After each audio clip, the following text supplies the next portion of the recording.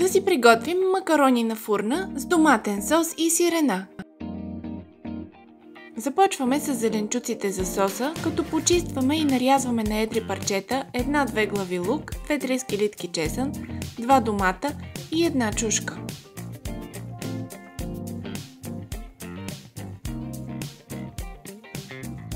Посоляваме зеленчуците и добавяме 50 мл вода. Запичаме ги в загрята на 200 градуса фурна за 30 минути. Във вряща подсолена вода сваряваме 250 грама макарони. Запечените и леко охладени зеленчуци прехвърляме в блендер, като предварително обелваме чушката и доматите. Добавяме няколко стръка босилек, сол и черен пипер на вкус и 2-3 супени лъжици зехтин. Пасираме до получаване на гладък сос.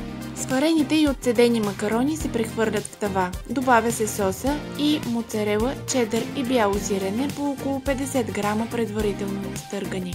Отгоре се поръсва с малко чедър и моцарела. Пече се в загрята на 200 градуса фурна за 15 минути. Получават се много вкусни макарони с кремообразен сос. Добър апетит!